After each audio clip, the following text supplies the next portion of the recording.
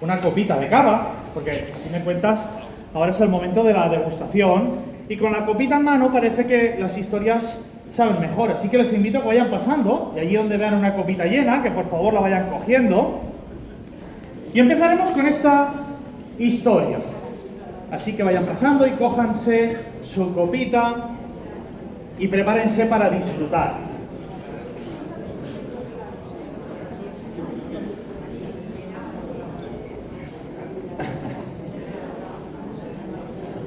Bueno, mientras, como además creo que se me oye fantásticamente bien, mientras vamos cogiendo la copita, yo les voy a contar una historia breve, una historia real y una historia de sacrificio, una historia de pasión, una historia de olvido, pero sobre todo una historia de renovación y de superación. Es la historia del vino en Castellón.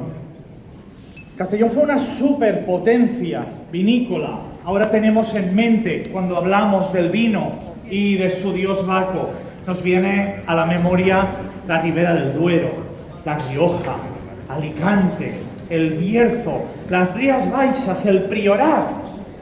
Pero nunca nos viene a la mente Castellón, porque Castellón fue una gran potencia, pero de la misma forma que lo fue, cayó en el olvido.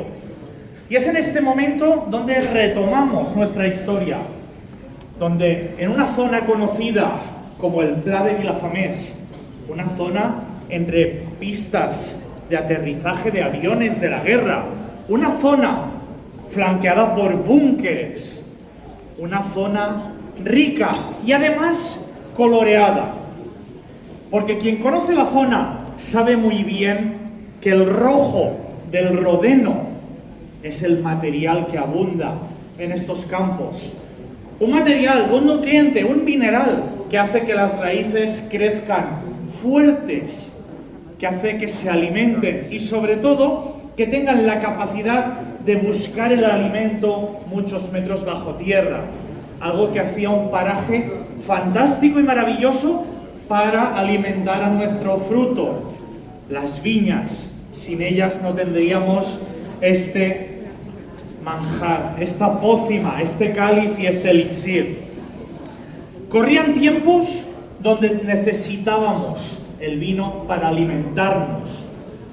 Tal fue esa historia que el vino se declaró en España alimento. Sí, el vino no es una bebida alcohólica, es un alimento, y lo dice un real decreto de nuestro país. Tanto es así que necesitábamos a diario trabajar las viñas, necesitábamos comprender el campo, necesitábamos ver las variedades, necesitábamos también ver las plagas, necesitábamos comprender los cambios de clima. Ahora parece que esté muy de moda el cambio climático, algo que antes era simplemente un año atípico, un año malo. Llegaron años peores, llegaron plagas que prácticamente erradicaron absolutamente todo el viñedo, y de 60.000 hectáreas llegaron a quedar menos de 80. Campos y cultivos totalmente abandonados, campos desiertos, fincas denigradas, hasta que llegó un punto que una persona dijo: mi bisabuelo vivía de esto, mi abuelo vivió de esto y mi padre se alimentó de esto. ¿Por qué tengo que irme yo a trabajar a la cerámica si yo quiero seguir con un legado familiar? Y aquí empieza el proyecto Magnanimus. Magnanimus es de grande, de magno, de importante, de prevalecedor. Y aquí es donde nacen los esfuerzos de empezar a construir las primeras bodegas nuevas de Castellón. Y es aquí cuando entra en escena Gabriel Mayo, que hoy no ha podido acompañarnos. Es el creador de la bodega, es el alma mater, es el enólogo y es el viticultor. Y empezamos un proyecto a elaborar vinos como los de antes, pero con el toque moderno, porque no hemos de olvidar que estamos en el siglo XXI. Y empezamos a elaborar vinos, empezamos a vender vinos, empezamos a enseñar a la gente de vinos. Y en apenas 6 años empezamos a crear una marca. Desde Barcelona hasta Alicante conocían el vino Magnanimus de Vilafamés en Castellón. Empezaba a sonar, empezaba a aparecer, empezábamos a tener premios. Y lo mejor de todo es el resultado, que la gente cuando lo probaba repetía. Y esa es la mejor publicidad que puede existir en el mundo. Llegan años más tarde y llegan a sumarse muchas bodegas en la provincia, nuevos proyectos, nuevos enólogos, nuevas variedades, nuevas ideas, nuevos vinos. Algunos, por cierto, fantásticos también. Pero era el momento de estar a la altura de la situación del mercado actual.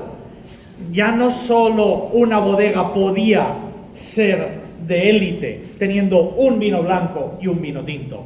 Necesitábamos productos de autor, necesitábamos productos diferenciadores y sobre todo productos distintos a lo comercial. Es cuando nacen las gamas de vino de autor, tanto en blancos como en tintos. Y llega el año 2011 y es el momento en que decidimos dar un paso más. Es el momento de buscar un vino espumoso, ya para colmar el abanico de propuestas que ofrece la bodega. Es en este momento cuando empezamos a investigar, a crear, a producir. Y además, les voy a contar un secreto, ¿no? Porque están muy atentos.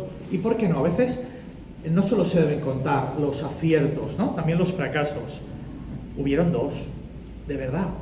Los vecinos del pueblo lo agradecían, ¿no? Porque como no encontrábamos la excelencia en la calidad que buscábamos de estas pruebas, pues invitábamos a los vecinos los sábados por la mañana a almorzar. Bueno, ellos pagaban la comida y nosotros poníamos el vino, porque no nos había gustado, ¿no? Y así tuvimos dos pruebas. O sea, estamos hablando que durante más de 3 meses los vecinos del pueblo bebían gratis.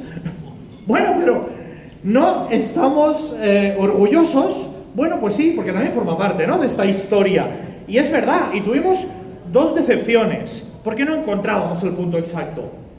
Hasta que llegó un momento en que sí, encontramos ese punto, ¿no?, de elaborar un vino espumoso que tuviera una cierta acidez cítrica, que lo hiciera ser chispeante, divertido, alegre, vivo, cítrico. Además, como muy personal, ¿no?, en el aspecto de muy suave, muy sedoso, pero también que tuviera ese puntito de carbonatación, de espuma, que se desintegrase en la boca. Aquí no queríamos golpes secos, aquí no queríamos voluminosidades en la boca que nos saturan y que nos hacen pasar, ¿no?, a otra fase. Cuando muchas veces hemos encontrado en algunos vinos esa punta de carbónico tan importante que acaba siendo como el Listerine, ¿no?, que me llena la boca y me satura. Pues pensamos que no queríamos esto. Para ello, tuvimos que esperar muchísimo tiempo. Casi 24 meses de crianza en rima. No en barrica, en rima. Dentro de la botella. De la propia botella donde se fermentó por segunda vez y donde se creó la magia del vino que soy. Y cuando por fin terminó el proceso y abrimos el vino para limpiar las levaduras que se ha creado durante todo este proceso de envejecimiento, de crianza, de afinamiento, también vimos un pequeño detalle, que es el cuento de la salsa de tomate. ¿Qué hacemos con una salsa de tomate cuando la estamos cocinando en casa? Aparte de la sal, le vamos a añadir una pizca de azúcar, ¿verdad? ¿Alguien ha hecho un hock de tomate? ¿Alguien ha hecho una salsa de tomate? ¿O un guiso con tomate y no ha puesto una pizca de azúcar? Claro, pues nosotros también íbamos por ahí. Estábamos en un momento donde hay grandísimos cavas en España.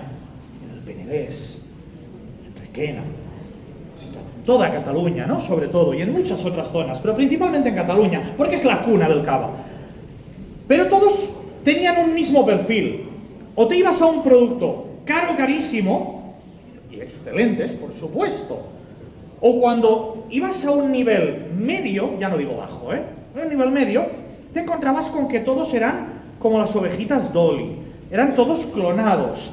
Eran todos igual. Me da igual las marcas. Esto no es una crítica a las marcas, sino que sencillamente todos hacían lo mismo. Un Brut Nature. Es que yo no quiero ponerle azúcar, porque el azúcar es para enmascarar. O una salsa boloñesa. ¿Estamos tapando algo? ¿Nos ha salido mal la salsa por ponerle azúcar? Decidimos que el producto tenía que tener una acidez, porque la acidez te da vida, te da frescura, te da equilibrio, te da longevidad. Como decía el anuncio, no hay ni aromas artificiales, ni colorantes, ni conservantes.